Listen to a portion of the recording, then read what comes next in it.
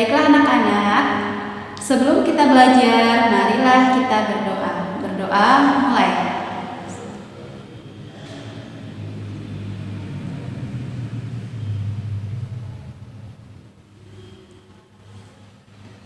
Oke, sekarang kita belajar bahasa Indonesia ya. Materinya yaitu tentang teks laporan hasil observasi. Nah, sebelum Miss menjelaskan pengertian dari teks laporan hasil observasi, siapkan buku paket dan buku tulis ya. Oke, ada yang tahu nggak apa sih itu teks laporan hasil observasi? Dengarkan penjelasan dari Miss. Teks laporan hasil observasi adalah teks yang berisi penjabaran umum atau melaporkan suatu berupa hasil pengamatan setelah melakukan observasi. Nah, apa saja sih yang bisa kita observasi? Kalian bisa lihat, contohnya ada kegiatan pramuka, atau mungkin kita bisa mengobservasi tumbuh-tumbuhan yang ada di sekitar kita. Nah, tapi di sini Miss fokus pada kegiatan pramuka atau supercamp yang dilakukan oleh anak SMP maupun anak SMA IT Cordova. Nah, apa saja sih yang bisa kita amati di sini? Banyak sekali ya kegiatan-kegiatannya. Tapi Miss di sini akan menyampaikan secara singkat dulu. Nah, untuk berikutnya kita akan mengenal ciri-ciri teks laporan hasil observasi. Ciri-cirinya ada 3 loh teman-teman. Yang pertama yaitu bersifat objektif. Nah, yang kedua yaitu berdasarkan fakta. Dan yang terakhir ditulis secara lengkap. Nah, apa sih maksudnya ditulis berdasarkan sesuatu yang objektif? Nah, di sini harus ditulis secara objektif itu kita akan menulis dan menguraikan secara lengkap objek yang kita amati. Nah, contohnya kegiatan pramuka atau supercamp itu di tempat supercamp itu kita akan melakukan suatu kegiatan. Di dalamnya misalkan contohnya ada penjelajahan, kemudian pentas seni. Nah, di sini kita akan menguraikan dan menjabarkan secara objektif apa saja yang kita lakukan di kegiatan ini. Nah, yang kedua yaitu sesuai fakta. Kita akan melaporkan hasil pengamatan ini sesuai dengan fakta yang kita lakukan pada saat supercamp. Apa saja sih kegiatan-kegiatannya? Apa saja yang kita lakukan di sana? Contohnya salah satunya mendaki ya. Mendaki itu kan butuh tenaga, butuh kesiapan kondisi kita.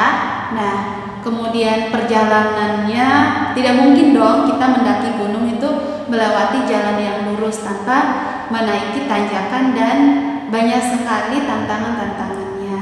Itu nanti kita akan menguraikan fakta-faktanya. Terus yang terakhir yaitu ditulis secara lengkap.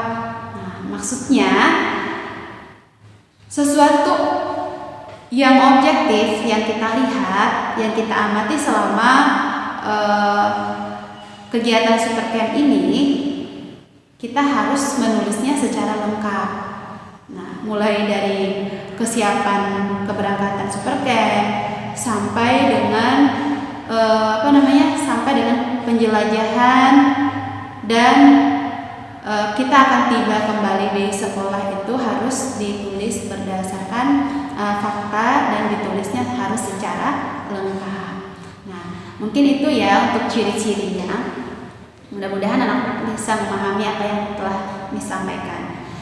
Terus materi selanjutnya yaitu tentang struktur teks laporan hasil observasi.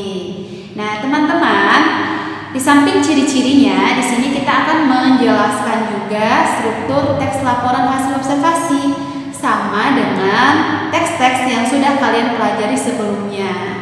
Nah, yang pertama strukturnya ada pernyataan umum.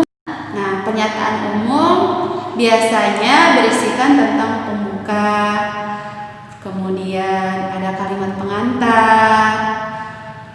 Terus biasanya pernyataan umum ini hanya menyampaikan secara umum saja. Kemudian untuk yang kedua yaitu deskripsi bagian. Deskripsi bagian ini akan menjelaskan objek yang dikaji secara garis besarnya. Nah, apa saja yang dijelaskan di sini? Yang pertama, kita akan menyampaikan setiap bagiannya sedetail-detail mungkin. Contohnya, kita akan melakukan suatu observasi ke tempat Supercamp. Di sini kita akan mengamati secara lengkap mulai dari keberangkatannya seperti apa, kesiapannya harus seperti apa, kemudian alat dan bahan yang harus kita bawa dan kita sediakan itu ada apa saja, kemudian tempat Supercamp-nya di mana, sesampainya di tempat Supercamp itu jam berapa, dan di tempat Supercamp itu kita akan melakukan kegiatan apa saja sampai dengan nanti saat kita pulang itu berangkat dari lokasi sampai ke sekolah itu jam berapa saja. Nah, di sana di deskripsi bagian ini nanti akan menjelaskan secara detail apa saja sih kegiatan-kegiatan yang kita lakukan di saat kita mengikuti Supercamp tersebut. Nah, itu mungkin untuk penjelasan yang kedua ya. Terus yang terakhir, struktur yang terakhir yaitu deskripsi manfaat. Nah, deskripsi manfaat menunjukkan bahwa setiap objek yang kita kaji atau yang kita amati tentunya memiliki manfaat dan fungsi. Nah, misalkan apa sih manfaatnya kita mengamati atau melakukan observasi ke tempat Supercamp? Siapa yang tahu?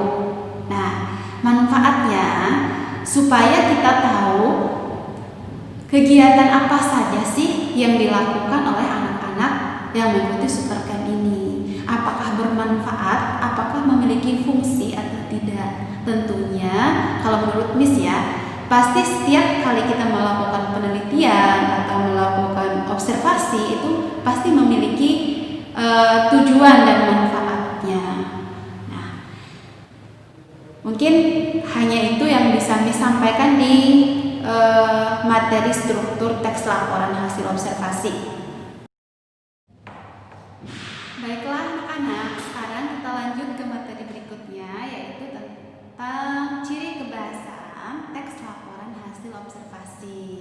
Nah, yang pertama, ciri kebahasaan teks laporan hasil observasi yaitu menggunakan kata kerja yang disebut dengan verba, kata benda yang disebut dengan nomina.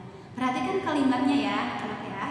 Itu ada contoh kalimat, wayang tersebut selalu dimainkan dengan iringan gamelan dan tari-tarian.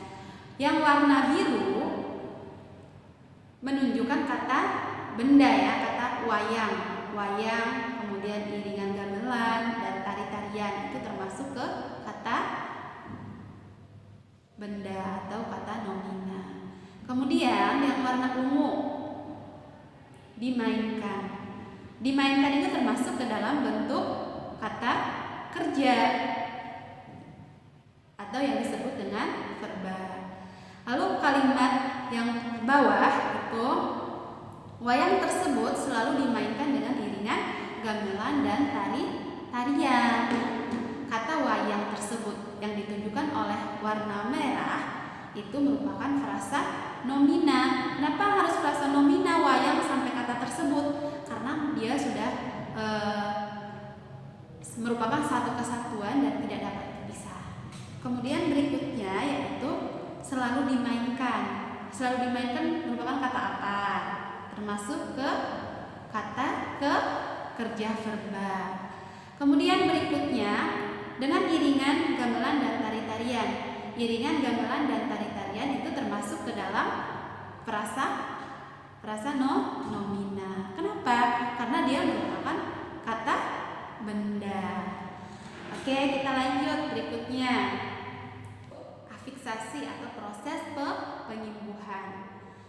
Proses penyembuhan ini contohnya bisa dilihat ada kata ber dan ada kata asal.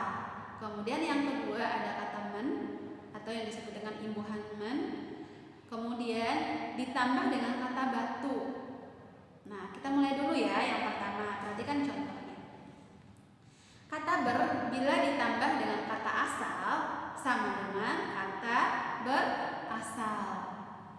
Kemudian ada kata men bila ditambah dengan kata batu, jadi proses penyembuhan dia memiliki arti membantu. Paham ya anak-anak ya? Terus berikutnya ciri kebahasaan yang terakhir. Nah, menggunakan kalimat definisi dan kalimat deskripsi. Nah, perhatikan ya kalimat pertama sebagai kalimat definisi. Wayang adalah seni pertunjukan yang telah ditetapkan sebagai warisan budaya asli Indonesia.